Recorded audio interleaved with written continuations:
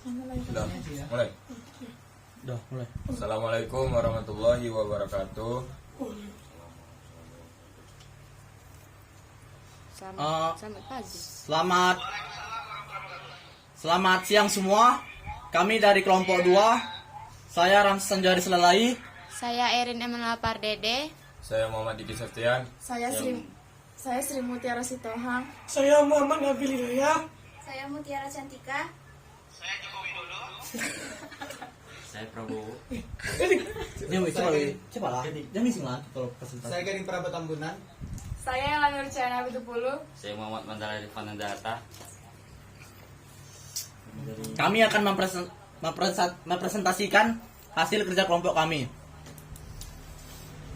Baik, saya mulai. Ada begitu banyak makhluk hidup yang hidup di bumi ini. Diperkirakan ada sekitar 5-10 juta hingga kira-kira 100 juta atau bahkan lebih jenis makhluk hidup yang ada di bumi ini.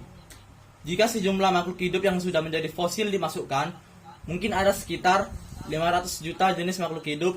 Jenis makhluk hidup yang sedemikian banyak itu memiliki keanekaragaman yang hampir tidak terbatas. Keanekaragaman hayati sendiri dibagi menjadi keanekaragaman hayati tingkat gen, keanekaragaman hayati tingkat jenis atau spesies, dan keanekaragaman hayati tingkat ekosistem. Kemudian berdasarkan pemaparan di atas, kami akan menjelaskan secara mendalam tentang keanekaragaman hayati tingkat jenis. Apa sih keanekaragaman hayati tingkat jenis itu? Di sini, rekan saya Erin akan memaparkan pengertian keanekaragaman hayati tingkat jenis. Kepada Erin, saya persilakan. Keanekaragaman jenis atau disebut juga keanekaragaman spesies adalah kumpulan individu yang memiliki kesamaan secara morfologi, anatomi, fisiologi, biokimia, dan memiliki kemampuan untuk melakukan perkawinan dengan sesamanya sehingga menghasilkan keturunan yang subur atau fertile. Untuk melanjutkan generasinya, keanekaragaman jenis menunjukkan banyaknya spesies organisme yang terdapat di suatu wilayah. Keanekaragaman jenis ditentukan berdasarkan jumlah spesies di suatu wilayah. Jika di suatu wilayah dihuni oleh banyak spesies yang berbeda, wilayah tersebut dikatakan memiliki keanekaragaman jenis yang tinggi. Begitu juga sebaliknya, jika suatu wilayah dihuni oleh sedikit spesies, wilayah tersebut dikatakan memiliki keanekaragaman jenis yang rendah. Sekian dari saya kembalikan kepada moderator. Nah, itu merupakan pengertian dari keanekaragaman hayati tingkat jenis. Sekarang, apa aja sih contoh-contoh keanekaragaman hayati tingkat jenis itu? Di makalah kami merangkum 10 contoh. Tetapi di sini kami memberikan 4 contoh langsung kelompok keanekaragaman hayati tingkat jenis. Contoh pertama adalah kelompok kacang-kacangan atau Fabaceae.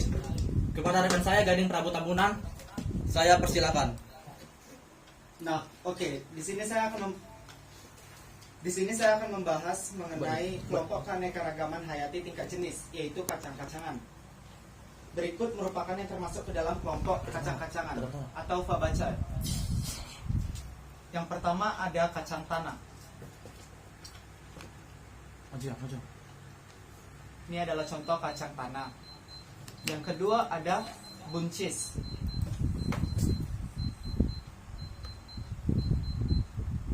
Nah, ini adalah contoh buncis. Yang ketiga adalah kedelai.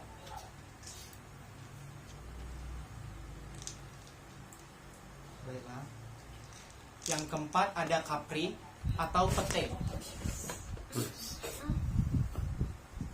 Peti.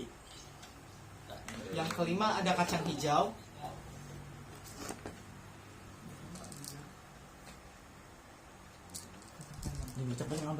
Yang keenam ada kacang panjang.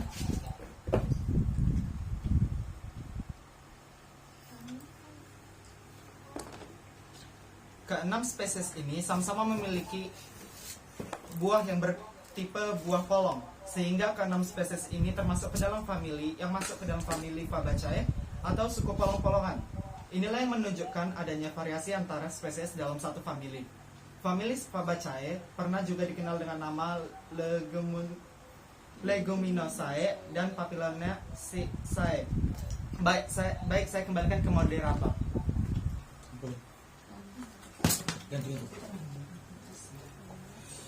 Nah, rekan saya Gading telah menjelaskan contoh pertama. Baik, kita akan lanjut ke contoh kedua yang akan dijelaskan oleh rekan saya Muhammad Nabil. Kepada Nabil, saya persilakan. Baik, contoh yang kedua adalah kelompok jeruk atau sitrus. Berikut adalah yang termasuk ke dalam kelompok jeruk atau sitrus. Yang pertama ada jeruk mandarin. Itu jeruk mandarin. Yang kedua ada Citrus reculata blanco atau jeruk keprok.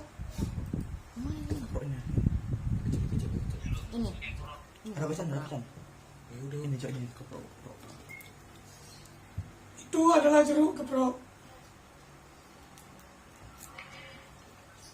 Yang ketiga ada Cetus limon atau jeruk lemon. Itu adalah jeruk lemon. Setelah itu ada Citrus auratifolia atau jeruk nipis.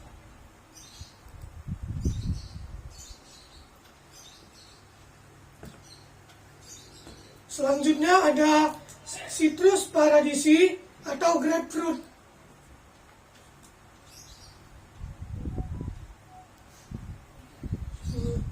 Yang terakhir ada jeruk manis atau Citrus nobilis.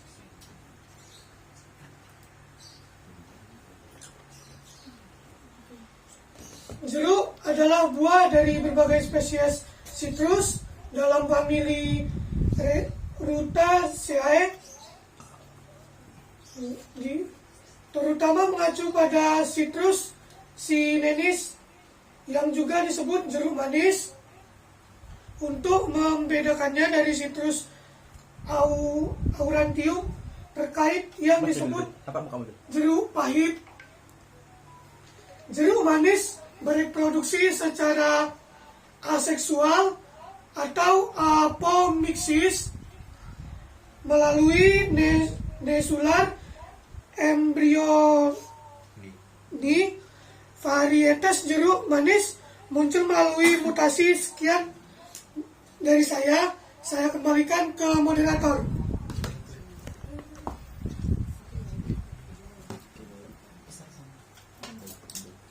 Baik, kita akan lanjut ke contoh yang ketiga yang akan dibacakan oleh rekan saya Ella.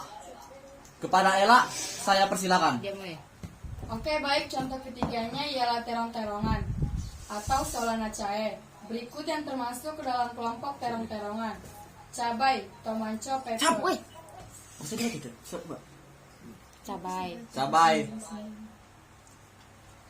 Lensa, Apa? Lenca apa ini? Ini tuh yang kecil nah itu udah Rimbang. Baca. sama aja itu. Baca Latinnya lah. Ini rimbang. Lenca atau rimban? Rimbang. tomat,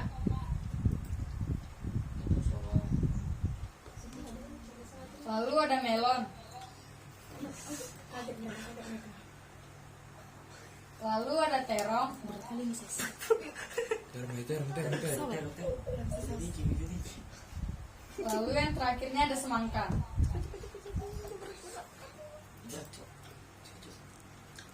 Oke. Oke.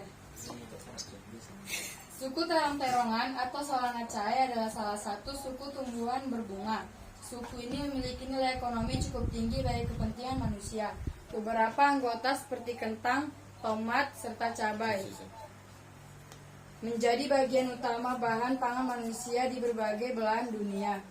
Beberapa sayuran lainnya seperti terung dan ranting leuca juga menjadi bagian menu pula industri rokok dan cerutu, sekaligus sebagai sumber pestisida ramah lingkungan. Beberapa jenis lain merupakan tumbuhan pengganggu atau gulma. Itu dari saya kembalikan ke moderator.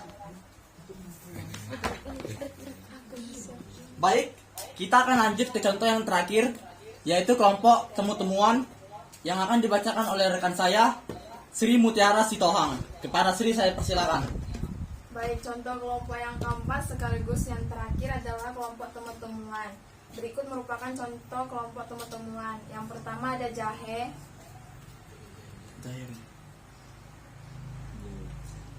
yang kedua ada lengkuas,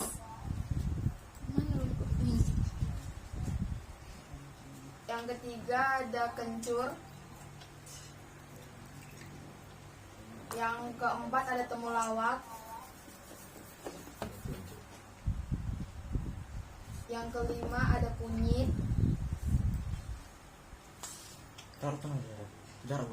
dan yang terakhir ada pacing. Untuk penjelasan yang akan dilanjutkan oleh rekan saya Mandala, kepada Mandala saya persilakan. Jangan tutupin mukanya.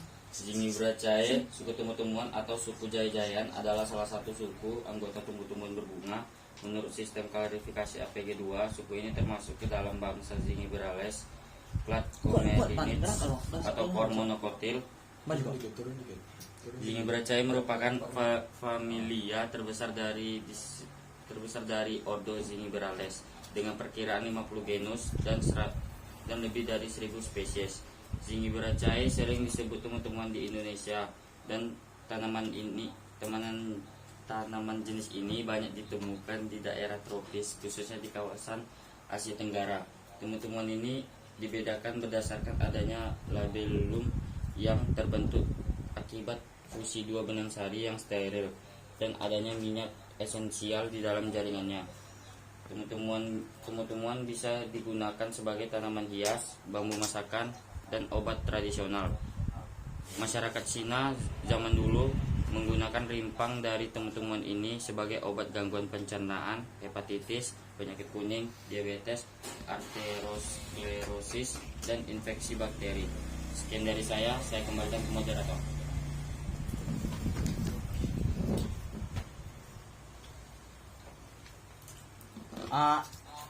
Itu merupakan keempat contoh kelompok keanekaragaman hayati tingkat jenis.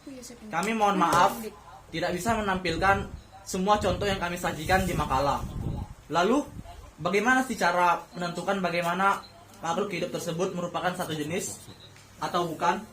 Nah, di sini rekan saya Erin dan Sri akan menjelaskan, akan memaparkan bagaimana cara menentukan makhluk hidup tersebut merupakan sejenis atau bukan. Kepada Erin dan Sri saya persilakan.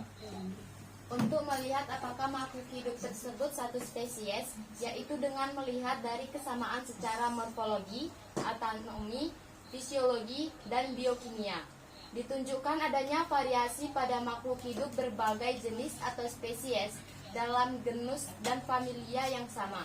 Untuk menentukan apakah makhluk hidup tersebut merupakan satu spesies atau jenis dengan makhluk hidup lain, harus memperhatikan ciri-cirinya di antara lain ukuran batang tinggi atau pendeknya, kebiasaan hidup tegak atau merambat, bentuk buah dan biji, warna biji, jumlah biji, dan rasa untuk spesies tumbuhan. Sebagai contoh, kita tentu dapat dengan mudah membedakan anggota keluarga kacang-kacangan, antara lain kacang tanah, kacang kapri, kacang hijau, dan kacang merah.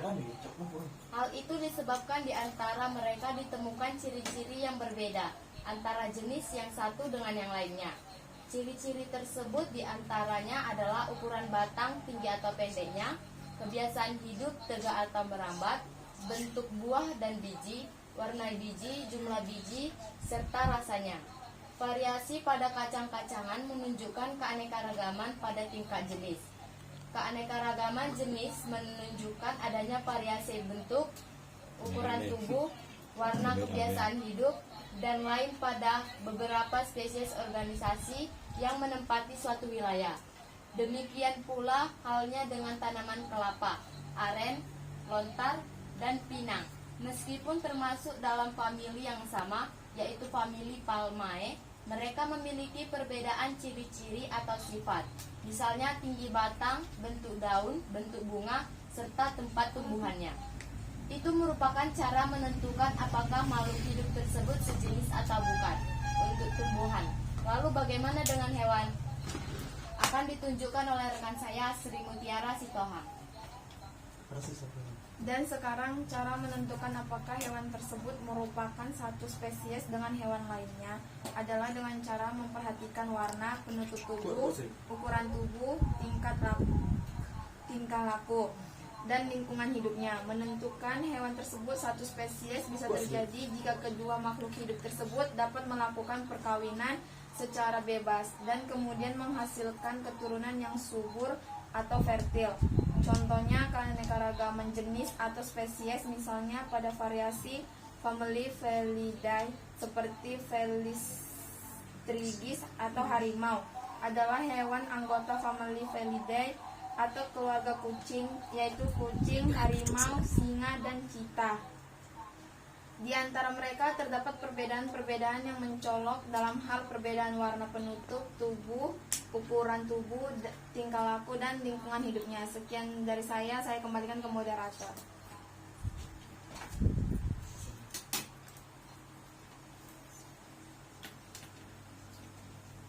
Oke, baik. Terima kasih kepada rekan saya.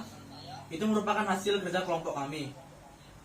Tidak lengkap rasanya jika suatu presentasi tidak ada kesimpulan. Oleh karena itu, rekan saya Diki akan menyampaikan kesimpulan presentasi kami. Kepada Diki saya persilakan. Keanekaragaman spesies adalah kumpulan individu yang memiliki kesamaan secara morfologi, anatomi, fisiologi, biokimia, dan memiliki kemampuan untuk melakukan perkawinan dengan sesamanya, sehingga menghasilkan keturunan yang subur atau fertile.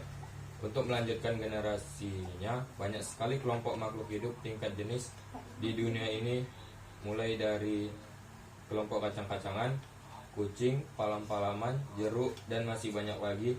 Untuk melihat apakah makhluk hidup tersebut satu spesies, yaitu dengan melihat dari kesamaan secara morfologi, anatomi, fisiologi, biokimia.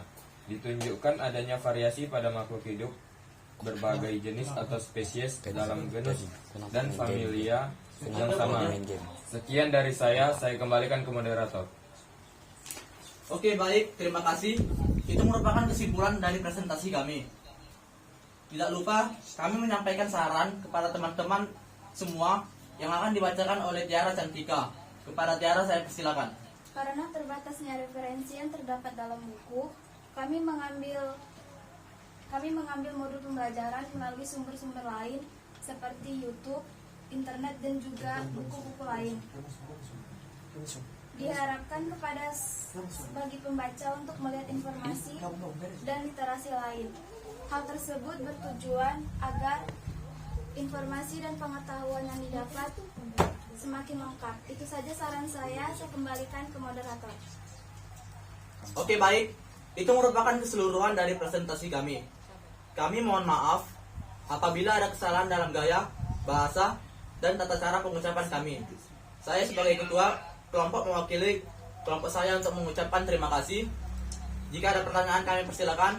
Kami pamit undur diri karena kalau maju dan tidak peka. Terima kasih. Kamsahamnida. Kamsahamnida.